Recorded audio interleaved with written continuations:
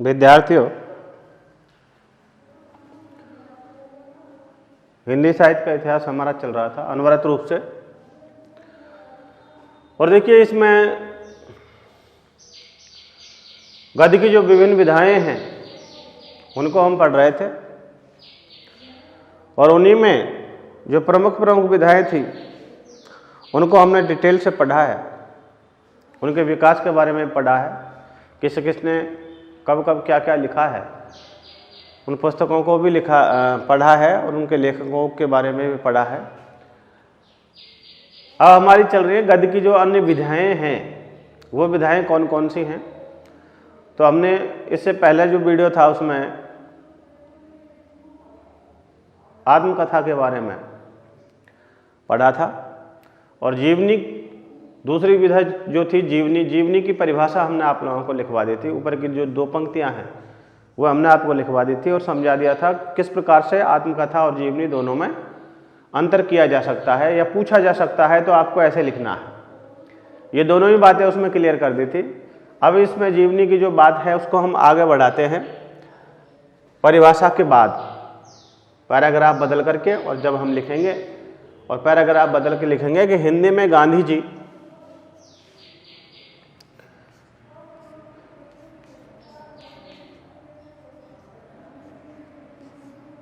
नेताजी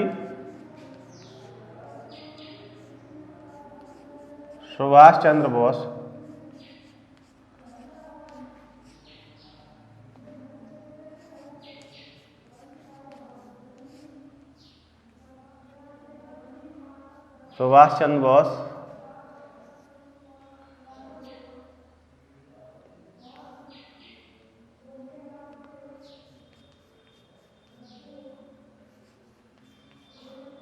सरदार भगत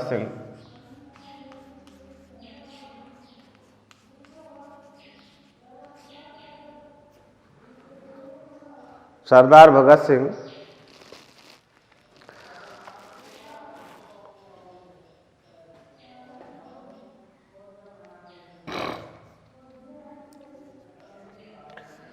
पंडित नेहरू,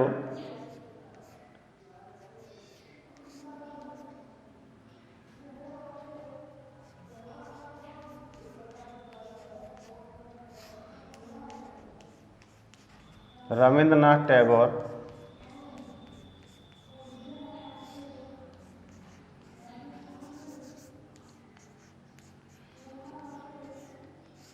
जैसी महान विभूतियों के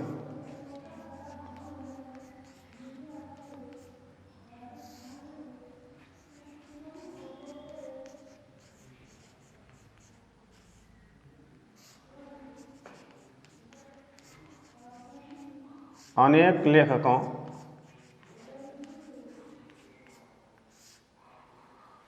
लेखकों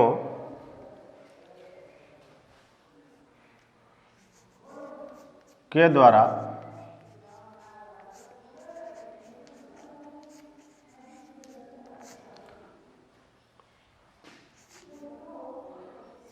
अनेक बार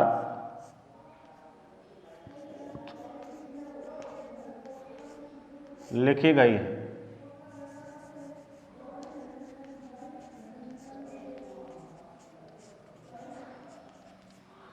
अनेकों बार लिखी गई हैं या लिखी जा चुकी हैं।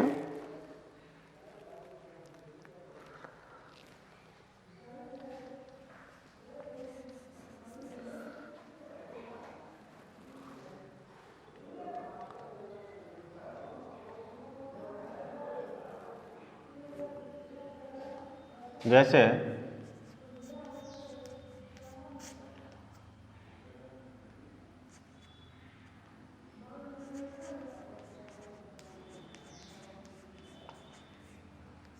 घनश्याम दास बिड़ला,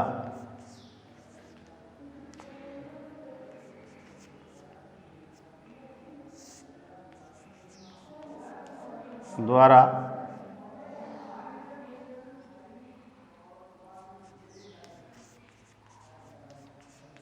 लिखित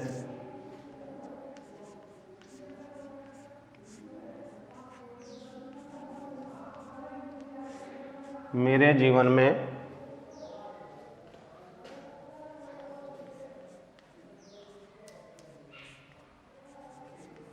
गांधी मेरे जीवन में गांधी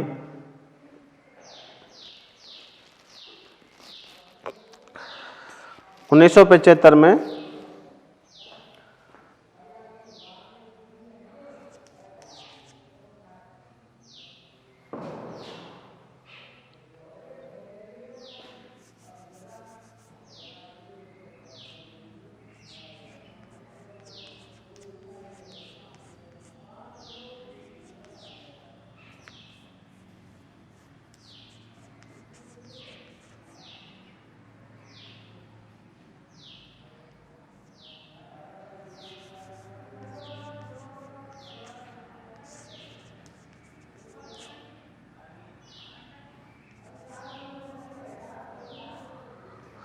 लिखी गई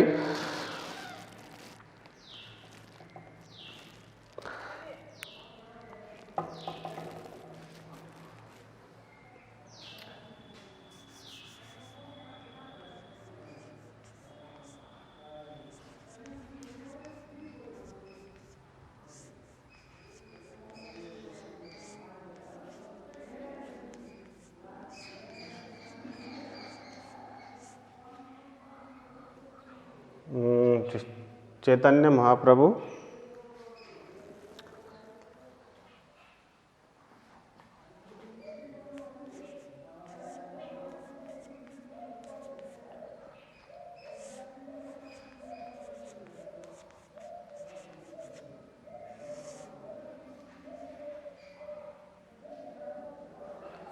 चैतन्य महाप्रभु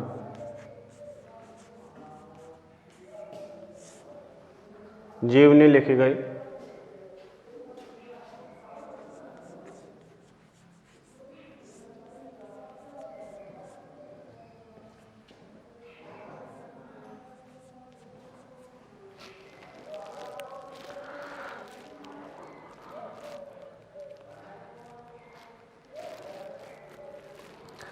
जगदीश नारायण तिवारी ने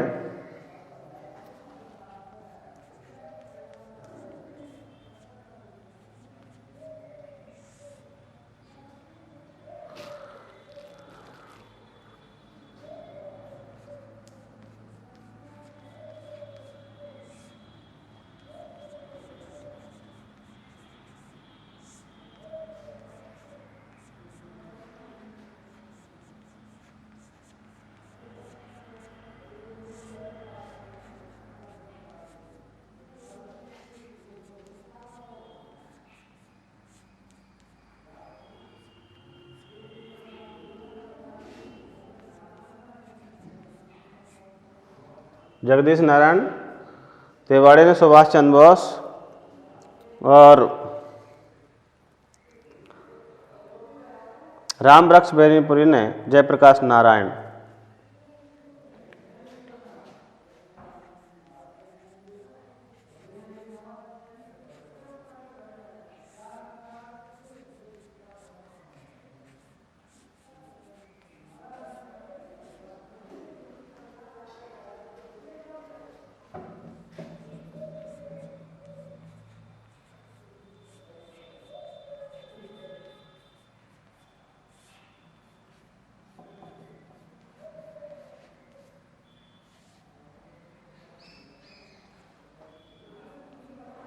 जयप्रकाश नारायण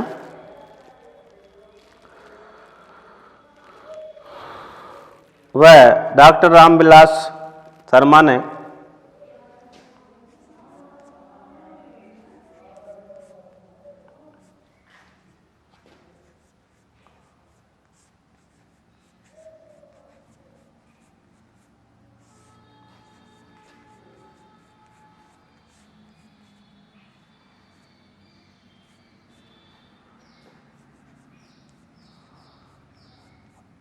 आवारा मसीहा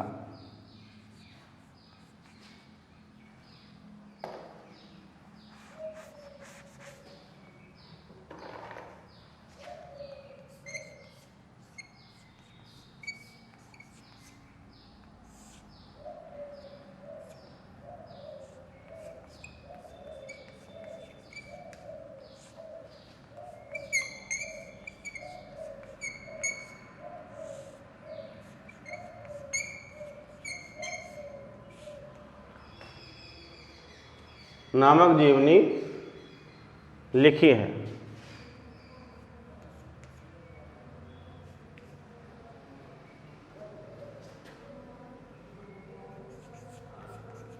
तो ये हुआ आपका जीवनी के बारे में कि जब किसी प्रसिद्ध व्यक्ति के संपूर्ण जीवन वृत्त को या जीवन वृत्त के किसी खंड को किसी अन्य दूसरे व्यक्ति या लेखक के द्वारा लेखनीबद्ध करके पाठकों के समक्ष प्रस्तुत किया जाता है तो वो जीवनी कहलाती है। हिंदी में बहुत सारी जीवनियाँ बहुत सारे राजनेताओं के ऊपर या प्रसिद्ध व्यक्तियों के ऊपर लिखी गई हैं। जैसे हिंदी में गांधी जी, नेताजी सुभाष चंद्र बोस है, सरदार भगत सिंह है, सरदार पटेल हैं, पंडित नेहरू हैं, रविन्द्रनाथ टैगोर हैं, जैसी महान विभूतियाँ जो हुई हैं उनकी जीवनी अनेक लेखकों ने अनेकों बार लिखी है, अनेकों नामों से लिखी है। जिनमें जैसे घनश्याम दास बिरला जी द्वारा लिखित मेरे जीवन में गांधी जो 1975 में लिखी गई, अमृतलाल नागर द्वारा चैतन्य महाप्रभु जीवनी लिखी गई है, जगदीश नारायण तिवारी ने सुभाष चंद्र बोस के नाम से लिखी है तथा रामरक्ष बेनीपुरी ने जयप्रकाश नारायण के नाम से लिखी है और डॉक्टर रामविलास शर्मा ने आवारा मसीहा के नाम से जीवनी लिखी है। तो ये प्रमुख जीवनी और जीवनी लेखककार आप लोगों के सामने हुए। जीवनी को हम जान चुके हैं। अब आपके अगली जो विधा है वो अगली विधा आती है यात्रा साहित्य। यात्रा साहित्य, तो यहां तक इसका स्क्रीनशॉट मार लीजिए जिससे इसको मैं मिटाल दूं और आगे लिखना प्रारंभ करें।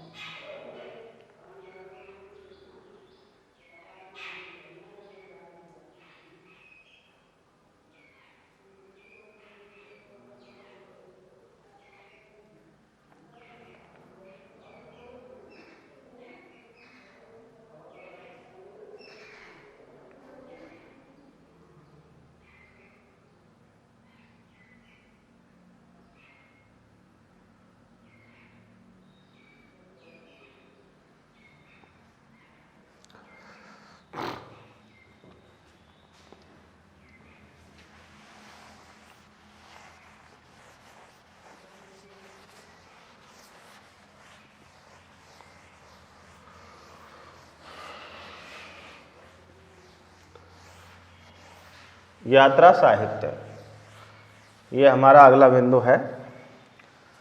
तो देखिए जैसा कि इसके नाम से प्रतीत हो रहा है कि जब कोई जागरूक नागरिक लेखक सुदूर किसी विदेशी पर्यटक स्थल या फिर देशी पर्यटक स्थल की यात्रा के लिए जाता है तो यात्रा में प्राप्त अनुभवों को वो लेखनीबद्ध करता हुआ चलता है। जिस स्थान की वो यात्रा कर रहा है उस यात्रा की भौगोलिक परिस्थितियां, उस स्थान की भौगोलिक परिस्थितियां, वहाँ की राजनीतिक परिस्थितियां, वहाँ का खान पान, पहनावा, सारे बिंदुओं को वो उसमें नोट करता हुआ चलता है, लिखता हुआ चलता है और उन्हें लेखनीबद्ध करके और लेखकों के सामने प्रस्तुत कर, दर्शकों के सामने या पाठकों के सामने प्रस्तुत करता है। तो पाठक उस यात्रा वृत्तांत को पढ़ करके या यात्रा साहित्य को पढ़ करके उस स्थान की घर बैठे ही यात्रा कर लेता है, अर्थात उसकी जो बारीकियां हैं वहाँ की उन सभी को वो वहीं पर अनुभव करता हुआ रहता है। तो ये यात्रा साहित्य के अंतर्गत आता है। तीसरी विधा है हमारी यात्रा साहित्य या यात्रा वृत्तांत।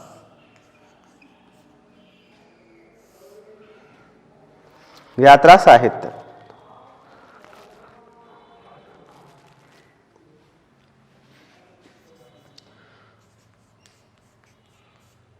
यात्रा साहित्य लेखन की परंपरा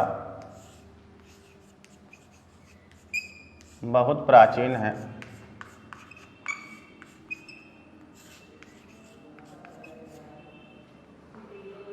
बहुत प्राचीन है।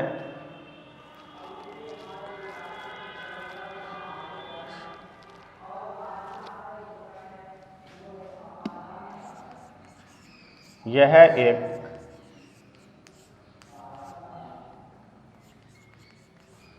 ऐसी विधा है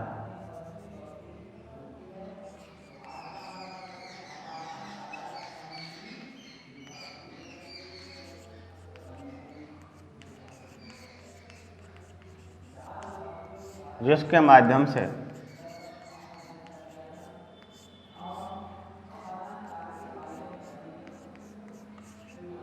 पाठक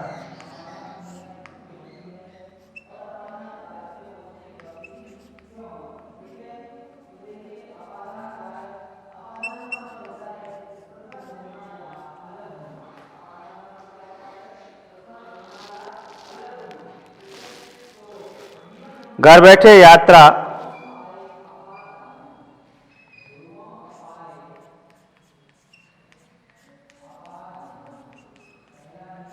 का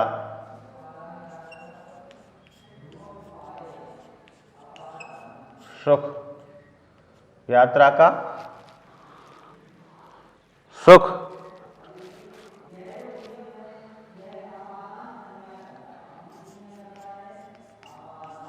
वह प्रकृति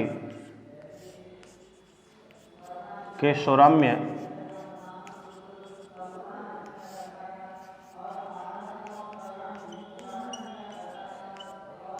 सौंदर्य का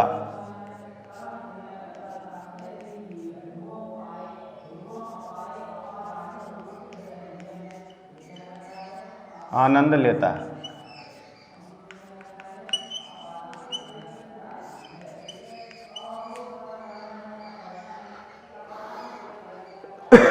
एक बार पुनः देख लीजिए। यात्रा साहित्य लेखन की परंपरा बहुत प्राचीन है। ये एक ऐसी विधा है कि जिसके माध्यम से पाठक है वो घर बैठे ही यात्रा के सुख का अनुभव कर सकता है और प्रकृति के सुरम्य सौंदर्य का अवलोकन कर सकता है या आनंद ले सकता है।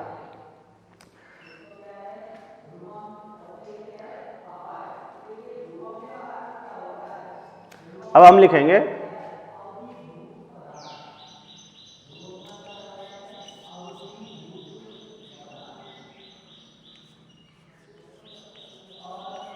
लेखकों व साहित्यकारों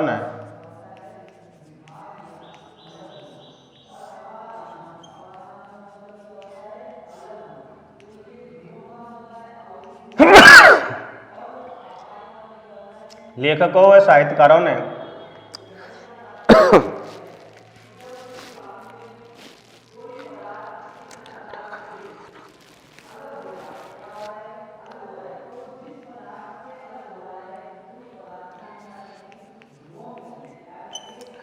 अपनी यात्रा का व उससे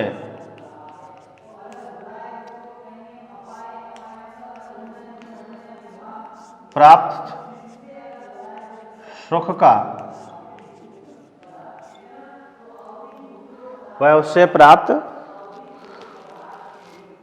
सुख या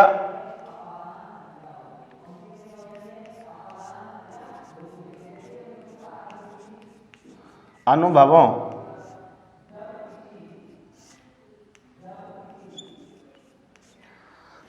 का जो सुंदर वर्णन किया है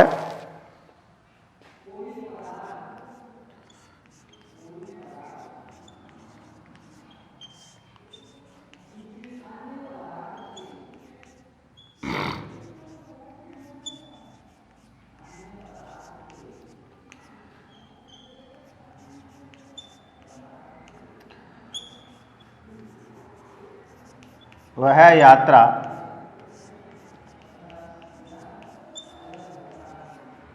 साहित्य कहलाता है। वह यात्रा साहित्य कहलाता है।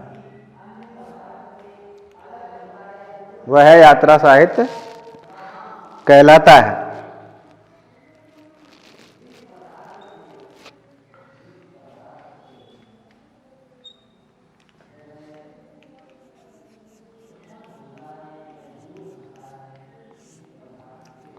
इसमें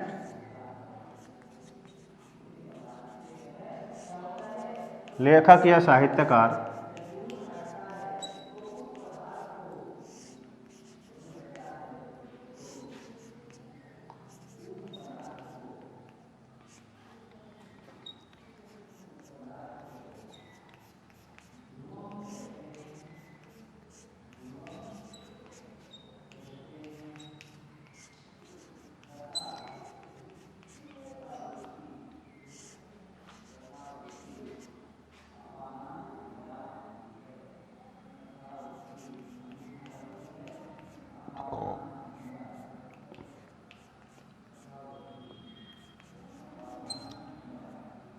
भौगोलिक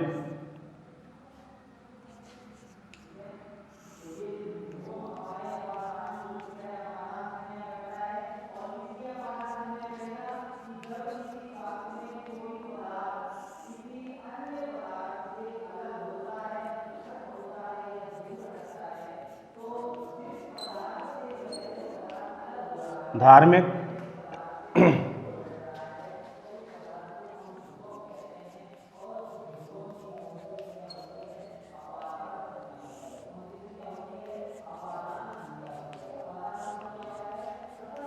खान पान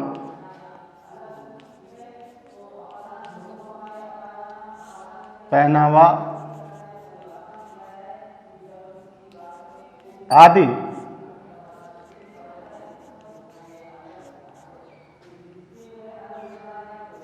सभी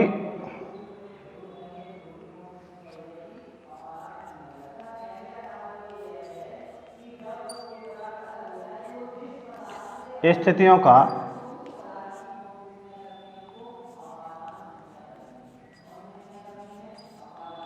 बारीकी से वर्णन करता है।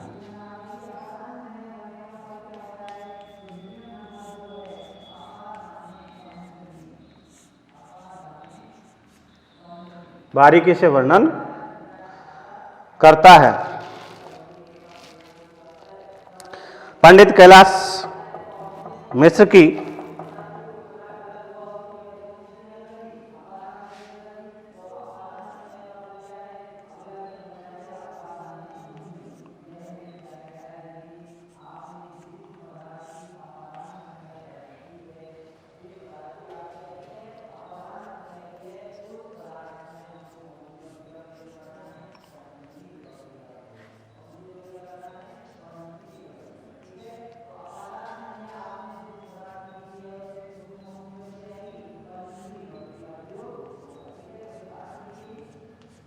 हमारी जापान यात्रा रामधारी सिंह दिनकर की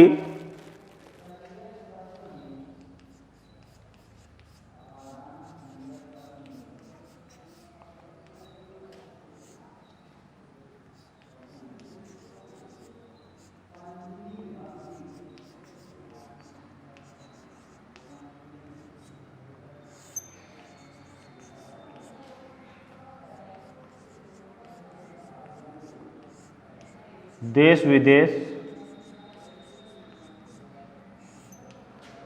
रामधारी सिंह दिनकर की देश विदेश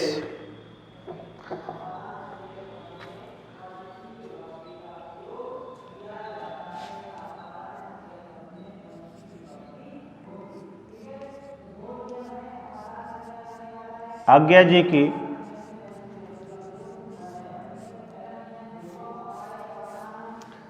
आज्ञा जी की अरे यायावर रहेगा याद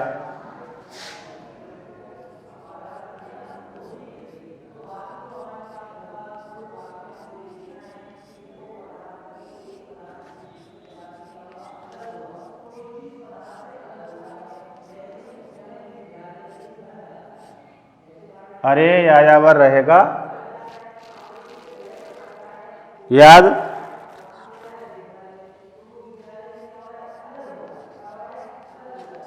मोहन राकेश की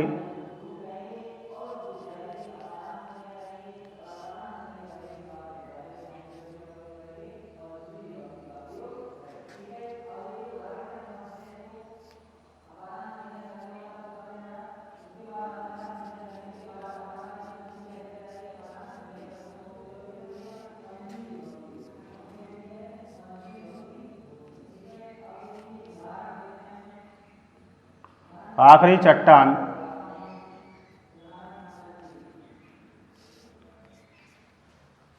मोहन राकेश की आखिरी चट्टान व निर्मल वर्मा की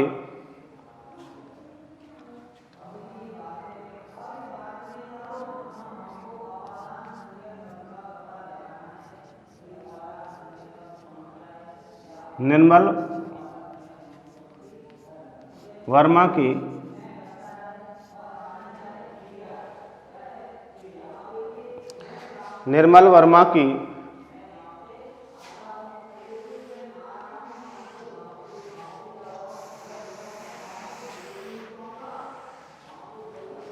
चीड़ों पर चट्टान चीड़ों पर चांदनी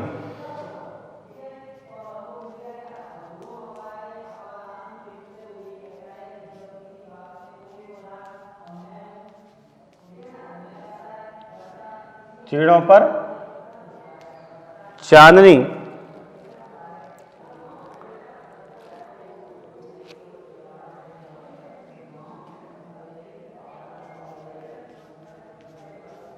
हिंदी यात्रा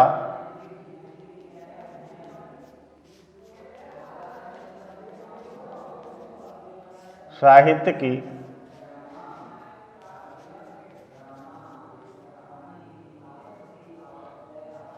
अमूल्य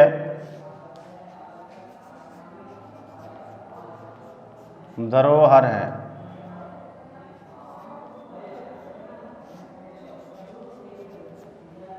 तो देखिए, ये जो प्रमुख यात्रा साहित्य लिखे गए जो प्रसिद्ध हैं, उन प्रसिद्ध लेखकों और उनके द्वारा लिखे गए प्रसिद्ध यात्रा व्रतों के नाम हमने आप लोगों के सामने प्रस्तुत किए हैं, लिखे हैं। इसको यहाँ तक लिख लें, नोट कर लें और अच्छी तरीके से समझ लें। यहाँ तक हमने आप लोगों को ये समझा दिया था, तो उन्हें एक बार फिर देख लो। लेखकों और साहित्यकारों ने अपनी यात्रा का या वह उससे प्राप्त सुख का या अनुभवों का जो सुंदर वर्णन किया है, वह यात्रा साहित्य कहलाता है। इसमें लेखक या साहित्यकार उस स्थान या क्षेत्र विशेष की भौगोलिक, राजनीतिक, धार्मिक, सामाजिक, खान पान, पहनावा आदि सभी स्थितियों का बारीकी से वर्णन करता है। पंडित कैलाश मिश्र की हमारी जापान यात्रा, रामधारी सिंह दिनकर की देश विदेश, अज्ञा जी की अरे यायावर रहेगा याद और मोहन राकेश की आखिरी चट्टान तथा निर्मल वर्मा की चीड़ों पर चांदनी हिंदी यात्रा साहित्य की अमूल्य धरोहर हैं। तो ये आप लोगों को यात्रा वृत्तांत के बारे में बताया। तो हमारी 3 अन्य जो विधाएं हैं वो यहाँ कर संपन्न हो जाती हैं। कल हम आपको जो चौथी विधा है रेखा चित्र, वो रेखा चित्र लेकर के आएंगे। थैंक यू, धन्यवाद।